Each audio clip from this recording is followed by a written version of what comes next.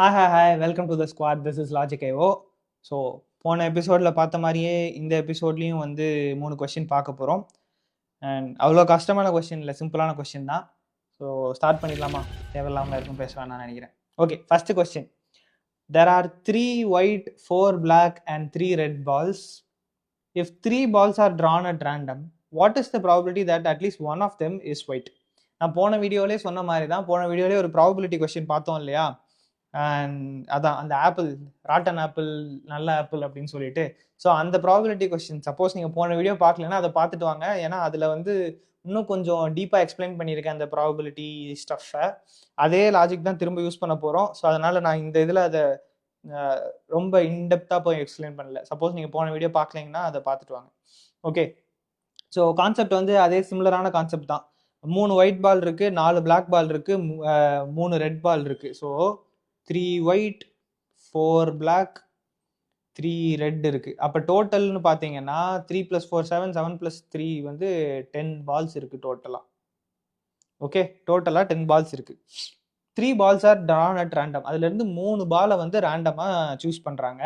What is the probability that at least one of them is white அப்படின்னு சொல்லியிருக்காங்க. So இதுவும் போன இது பார்த்த மாதிரியே தான்.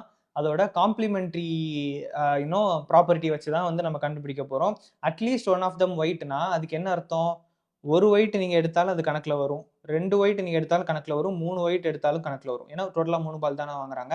ஸோ இந்த 3 ப்ராபபிலிட்டியுமே நீங்கள் இண்டிவிஜுவலாக கண்டுபிடிச்சி அதை ஆட் பண்ணுற மாதிரி இருக்கும். பட் அதுக்கு பதிலாக நான் என்ன பண்ணுறேன், 0 ஒயிட் எவ்வளோன்னு கண்டுபிடிச்சிட்டு இதுதான் வந்து டோட்டல் ப்ராபபிலிட்டி. அப்போ இதோட ப்ராபபிலிட்டி வேல்யூ வந்து 1 இருக்கும். அப்போ 0 ஒயிட் எவ்வளோன்னு கண்டுபிடிச்சா இதை இந்த 1ல இருந்து சப்ட்ராக்ட் பண்ணோன்னு வச்சுக்கோங்களேன், அட்லீஸ்ட் 1 ஒயிட்டோட ஆன்சர் வந்து கிடைச்சிரும். ஸோ அதை தான் வந்து நம்ம இங்கே பண்ண போகிறோம்.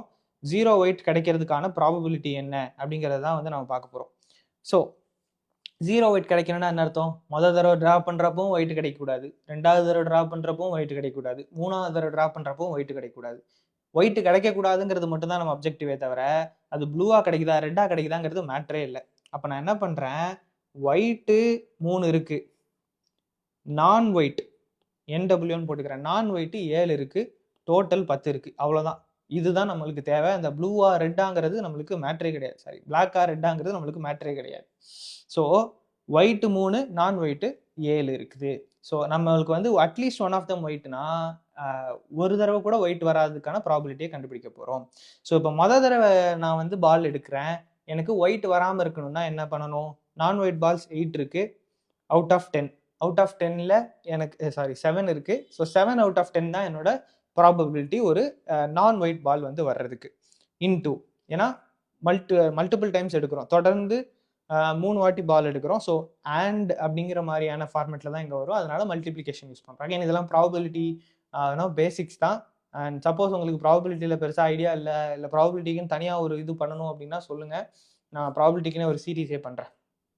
ஸோ 7/10 போட்டோமா. அடுத்து 2வது தடவை நம்ம ட்ரா பண்ணுறப்ப மறுபடியும் நான் ஒயிட் தான் வேணும். பட் ஆல்ரெடி ஒரு நான் ஒயிட்டை எடுத்துட்டோம். ஸோ மிச்சம் இருக்கிற நான் ஒயிட் பார்த்தீங்கன்னா 6 தான் இருக்கும். அண்ட் டோட்டல்லேருந்து 1 குறைஞ்சிருக்கும். ஸோ 6 × 9 அப்படின்னு ஆகுது.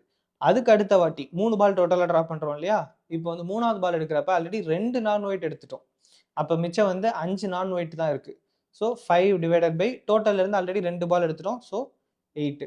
ஸோ 7/10 6/9 × 5/8. அப்போ இதை ரெண்டுத்தையும் கேன்சல் பண்ணிக்கலாம். அப்புறம் இது 2 3s are 6, 3 3s are 9, அவ்வளோதான் நினைக்கிறேன். ஸோ மேலே 7/24. ஸோ 7/24 அப்படின்னு சொல்லிட்டு வருது. கரெக்டு தான், நான் இன்னொருக்கா செக் பண்ணிக்கிறேன்.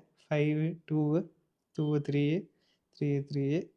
ஓகே, 7/24 தான் வருது. இப்போ நம்ம வந்து இதுக்கான காம்ப்ளிமெண்ட்டை எடுக்கணும். காம்ப்ளிமெண்ட்னா என்ன?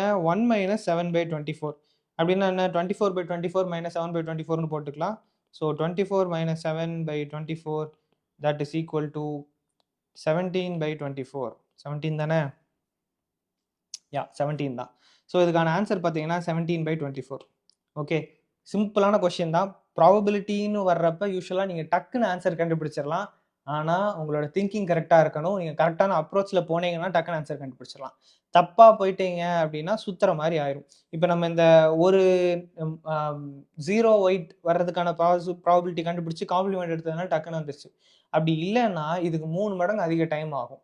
1 ஒயிட்டுக்கான ப்ராபபிலிட்டி, 2 ஒயிட்டுக்கான ப்ராபபிலிட்டி, 3 ஒயிட்டுக்கான ப்ராபபிலிட்டி நீங்கள் தனித்தனியாக கண்டுபிடிக்கிற மாதிரி இருக்கும். அது தேவையில்லாத time waste. Okay, and also இந்த மாதிரியான ப்ராப்ளம் பண்ணுறப்ப தெளிவாக இருங்க. இந்த 17/24 நம்ம கண்டுபிடிச்சாகணும். 7/24 கிடைச்ச உடனே இதுதான் ஆன்சர்னு எழுதிடக்கூடாது. ஓகே, அவசரத்தில். ஸோ காம்ப்ளிமெண்ட் கண்டுபிடிச்சு அதை எழுதுங்க. ஓகே, இந்த கொஸ்டின் புரிஞ்சிருக்கும்னு நினைக்கிறேன். அடுத்த கொஸ்டின் போகலாம். K required 800 rupees for paying her fees. Okay, K வந்து அவங்களோட ஃபீஸ் கட்டுறாங்க, அதுக்கு அவங்களுக்கு 800 ரூபா தேவை. She borrow 20% from her brother. அவங்களுக்கு தேவையான காசுல 20% அவங்க சகோதரர் கிட்ட இருந்து வாங்கிட்டாங்க. அண்ணனா தம்பியா நமக்கு தெரியாது. 30% of the remaining was funded by her mother.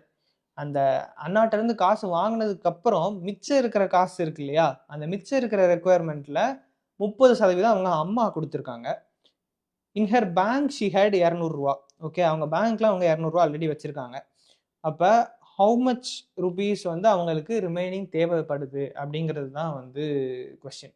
ஓகேவா, இதுல என்ன தெரியுமா ஒரு ஷாக்கிங்கான நியூஸ். இது வந்து அப்படியே நெட்ல இருந்து வேற ஏதோ ஒரு வெப்சைட்ல இருந்து எடுத்த கொஸ்டின் தான், அப்படிதான் எடுத்திருக்காங்க. இது ஜோஹோல கேட்ட கொஸ்டின் தான். நான் ஜோஹோ பேப்பர் இருந்து தான் எடுத்திருக்கேன், அவங்க நெட்ல இருந்து எடுத்திருக்காங்க.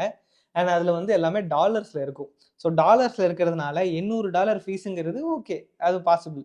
பட் நம்ம ஊர்ல $800 ஃபீஸுக்கு யார் படிக்க வைக்கிறாங்கன்னு தெரியல. ஓகே, தேவையில்லாத டான்ஜென்ட். Coming back. ஸோ டோட்டலாக 800 rupees அவங்களுக்கு தேவை. இதில் 20% அவங்க அம்மாட்ட இருந்து வாங்கிட்டாங்க, இல்லை அண்ணாட்ட இருந்து வாங்கிட்டாங்க. ஸோ 20% என்ன, 20/100 into 800. Okay, and percentage series நம்ம பார்த்துருந்தீங்க அப்படின்னா உங்களுக்கு தெரியும். 20/100ன்னு போடுறதுக்கு பதிலாக நீங்கள் டைரெக்டாக 2/5ன்னு போடலாம். பட் இந்த சினாரியோவில் 20/100ன்னு போடுறது பெட்டர். ஏன்னா இந்த 0 அப்படியே கேன்சல் பண்ணிட்டீங்கன்னா 8 2s are 16, 160 rupees அப்படின்னு சொல்லி தெரிஞ்சிரும். இந்த 160 வந்து பிரதர் கொடுத்துருக்காப்ல. Okay, and the remaining was funded by her mother. 30% of the remaining. So remaining முதல்ல எவ்வளோன்னு கண்டுபிடிக்கணும். அப்போ 800லேருந்து 160 சப்ட்ராக்ட் பண்ணுங்க. 0 இங்கே 10, 10 - 6னா 4, இங்கே 7, 7 - 1னா 6, 640. இதுதான் வந்து ரிமைனிங். ஓகே, 160 பிரதர் 160 கிடைச்சிருச்சு நம்மளுக்கு.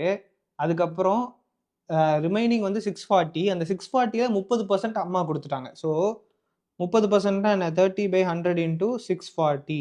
ஸோ அதில் இங்கே ஒரு 0, இங்கே ஒரு 0, இங்கே ஒரு 0. அப்போ 64 இன்டூ 3, 64 இன்டூ 3னா என்ன, 4 3s are 12, remaining 1, 6 3s are 18, 18 + 1 19, 192. 192 rupees நம்மளுக்கு கிடைச்சிருச்சு. இது வந்து அம்மா கொடுத்துட்டாங்க. ஓகே, அவங்க பேங்க்ல ஒரு 200 ரூபா இருந்திருக்கு. ஓகே, மிச்சம் எவ்வளோ அவங்களுக்கு தேவை அப்படிங்கிறது தான் கேள்வி. ஸோ முதல்ல இது 3த்தையும் நம்ம ஆட் பண்ணுறோம். ஆட் பண்ணிங்கன்னா என்ன, இங்கே 2, இங்கே 5, இங்கே மீதி 1 போனால் 2, 2 + 1 3, 3 + 2 5, 552. 552 ரூபா அவங்கள்ட்ட இப்போ இருக்குது. பட் அவங்களுக்கு தேவையானது என்ன, 800. ஸோ 800ல இருந்து இது நீங்கள் சப்ட்ராக்ட் பண்ண போகிறீங்க.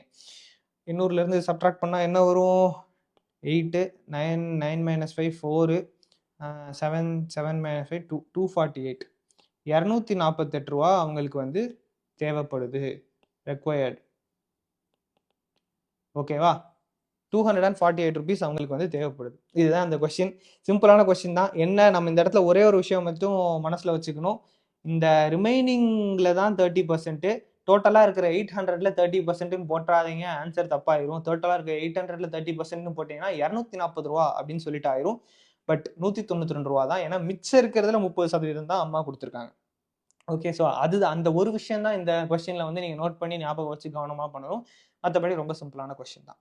ஓகேவா, moving to the next question. A sum of money is divided among A B C. ஏபிசின்னு 3 பேர் ஒரு காசு, ஒரு டோட்டல் சம், ஒரு அமௌண்ட் இருக்குது. அந்த அமௌண்ட்டை 3 பேர் 3 பங்காக பிரிச்சிருக்காங்க. ஓகே, ஆனால் ஈக்குவல் கிடையாது. இந்த ratio 2:3:5. If B gets $120 more than A, what is the total அமௌண்ட்னு கேட்டிருக்காங்க.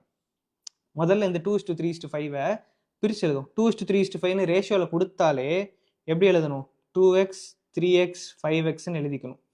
இது வந்து ஏ, இது வந்து பி, இது வந்து சி. அவங்களுக்கு இண்டிவிஜுவலாக கிடைச்ச ஷேர். எக்ஸோட வேல்யூ என்ன நம்மளுக்கு தெரியல, அது அப்புறமா கண்டுபிடிப்போம். ஓகே. இப்ப அவங்க நெக்ஸ்ட் ஸ்டேட்மெண்ட் என்ன குடுத்துருக்காங்கன்னா, பி கெட்ஸ் $120 மோர் தென் ஏ. அப்ப பிக்கு கிடைக்கிற காசு வந்து $120 மோர் தென் ஏக்கு கிடைக்கிற காசு. B is equal to 120 plus A. அவ்வளவுதானே. இந்த ஒரு ஈக்குவேஷனை மட்டும் நீங்க கரெக்டா ஃபார்ம் பண்ணிட்டீங்கன்னா அவ்வளவுதான். இந்த கொஸ்டின் நீங்க சால்வ் பண்ணிட்டீங்கன்னு அர்த்தம். ஏன்னா இந்த 120 எந்த பக்கம் போடணும்னு சொல்லி குழம்பிடக்கூடாது. பி கெட்ஸ் $120 மோர்.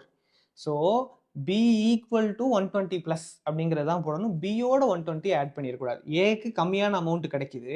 அந்த கம்மியான அமௌண்ட்டோட 120 கூட்டினா பிக்கு கிடைக்கிற amount. So B is equal to 120 plus A.